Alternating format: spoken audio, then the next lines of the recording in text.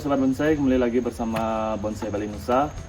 Oke, jadi saya agak kurang sering bikin konten ya untuk di video di channel ini. Jadi mohon dimaklumi untuk para penonton channel ini karena saya memiliki sebuah kesibukan dalam bekerja. Oke, jadi hari ini kita akan mengupas tuntas tentang pohon bonsai yang bagus untuk pemula. Nah, jadi di sini kita sudah memiliki bahan, yaitu ada bahan bonsai sancang sama bahan bonsai loa. Jadi simak terus videonya, jangan kemana-mana. Oke Sobat Bonsai, nah jadi kita akan mulai pertama dengan pohon sancang. Jadi ini bisa geser dulu.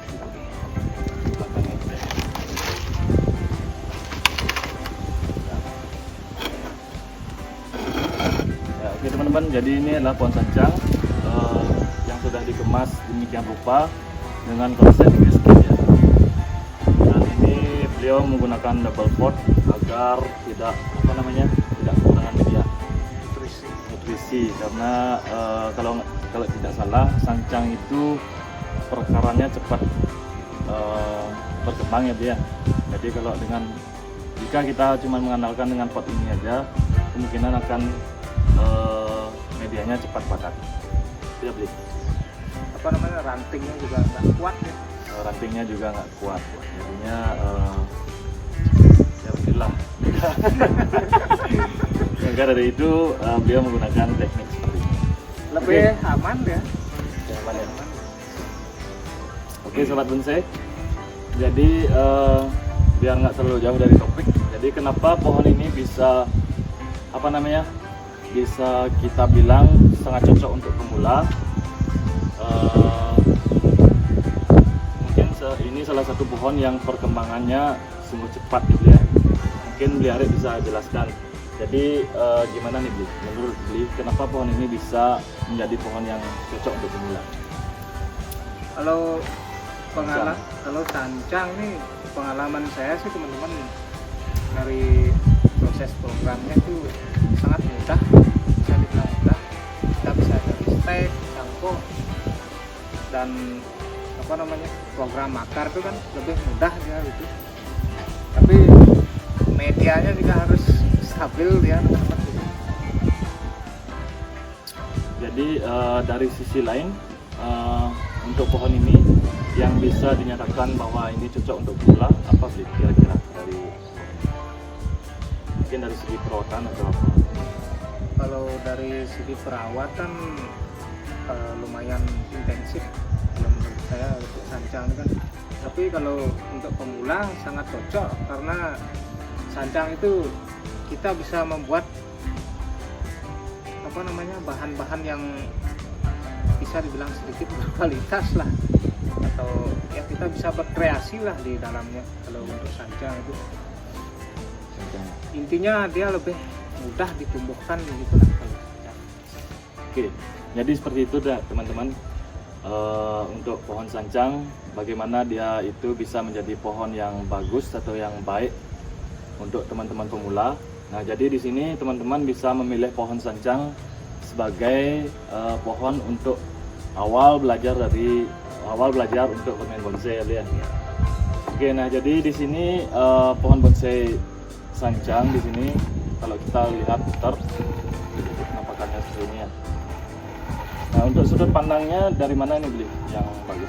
Jadi untuk sudut pandang dari sini kemarin. Dari sini berarti ya? Dari sini ya? Ini saya seleksi. Gak apa-apa tuh Bli? Nggak dipakai. Nggak dipakai, saya mau pulang. Oke, jadi pucuk yang seperti ini teman-teman bisa tanam ya. Dan ini bisa hidup dan kemungkinan seiring berjalannya waktu bisa menghasilkan uang ya Bli ya. Cuan. Menghasilkan cuan. Ini sangat mudah sekali teman-teman kalau stek pucuk nih. Sangat mudah sekali. Oke, jadi Bli pernah melakukan hal yang seperti itu untuk stek pucuk pada sancang? Sering. Kemarin tuh ada 10 pohon. Nanti kalau mau diekspos boleh. siap. Oke ya teman-teman, kita lanjut ke pohon. Nah, jadi ini pohonnya sudah proporsi cabangnya sudah lumayan matang. tingkat perantingannya juga sudah mulai rapat. Yang saya akan tanyakan di sini untuk pohon ini sekarang udah tahap apa ini, Bli? Kalau ini sih udah di tahap perantingan saja. Tahap perantingan ya. Oke, jadi seiring sambil menunggu waktu, nanti kita lihat ya apa namanya kalau pohon ini sudah ribut. Oke, mantap ini sancang. Jadi untuk biar pemula juga tahu, Bli. Jadi sistem penyiraman untuk pohon sancang itu gimana? Kalau di musim hujan biasanya tiga hari sekali lah. Kalau di musim kemarau tuh 1 atau 2 hari sekali. 1 atau 2 hari. Tergantung musim lah biasanya. Tergantung musim ya dia. Ya, musim. Nah jadi di sini apa namanya biar pemula juga semangat untuk berkonsep dan kita pun dan diajak berkonsep. Bisa nggak Bli kasih beberapa tips untuk memelihara pohon sancang bagi pemula? Karena ini kan adalah salah satu pohon yang cocok untuk pemula. Jadi nanti biar mereka itu nggak salah pilih. Ya dalam arti salah pilih itu biar nggak nanti pohon yang agak ribet mereka mulai belajarnya itu. Jadi bisa nggak dikasih tipsnya Bli untuk pohon sancang? Kalau untuk tipsnya sih sangat mudah sekali teman-teman. Kalau pertama kan kalau kita ingin memilih bahan, terutama seperti sancang seperti ini, kita bisa pilih contoh seperti ini, bisa kita budidayakan maupun ukurannya yang agak besar, bisa juga kita program teman-teman ya. Jadi untuk tips programnya juga tidak terlalu susah teman-teman, yang penting kuncinya di media itu subur dan kita itu rajin kontrol itu aja gitu. Beli ya. Oke, nah jadi tadi Bli sempat bilang itu kita harus rajin kontrol. Jadi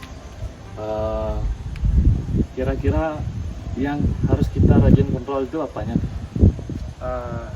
Pertama kan waktu pas kita program akar tuh, nah di situ biasanya kita kontrol akar, seleksi pemilihan itu kan biasa kalau program akar tuh. Ya.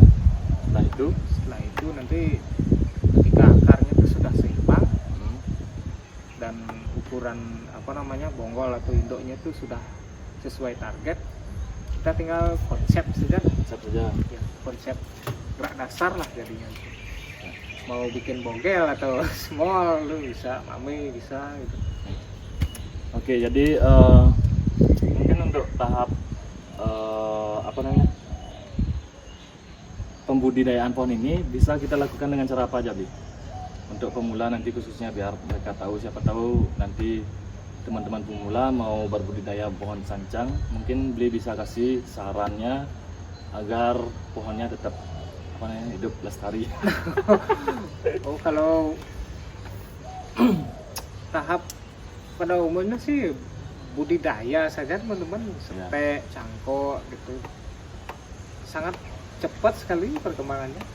Jadi pohon sancang itu bisa di stek dan bisa dicangkok ya, Bia. Itu salah satu jalan untuk kita membudidaya pohon ini ya, Bia. Oke teman-teman, jadi sekilas info tentang pohon sancang yang kita sharing di sini, bahwa pohon sancang itu memang sangat cocok untuk pemula. Karena apa? Karena kita perawatannya tidak terlalu ribet ya, Blia. Asal konsistensi menyiram dan konsistensi untuk perawatan di akar dan pemberian pupuk, dan jangan lupa juga untuk insek pada musim-musim tertentu, dan tetap menjaga kestabilan pohon dalam arti kesuburannya. Jadi pohon sancang ini bisa dibudidaya. Mungkin teman-teman pemula mau membudidaya, itu tadi Arik bilang itu kita bisa melakukan stek pucuk dan cangkok ya, Bia. Stek batang pun bisa juga. Dan pohon ini juga bisa disisip batang ya, Bia. Ya, okulasi lah istilahnya. Serba bisa. Serba bisa. Makanya itu sangat cocok untuk pemula. Oke. Jadi satu lagi nih, Bli, untuk pohon sancang. Pernah nggak Bli gagal dalam satu proses apa itu untuk di pohon sancang? Kalau itu sih sering. Umpama kan kita program 10 pohon gitu, umpama bisa gagal 2 gitu. Ya. Udah biasa tuh kalau kita budidaya itu kan yang namanya aja apa, barang hidup gitu. Orang hidup ya.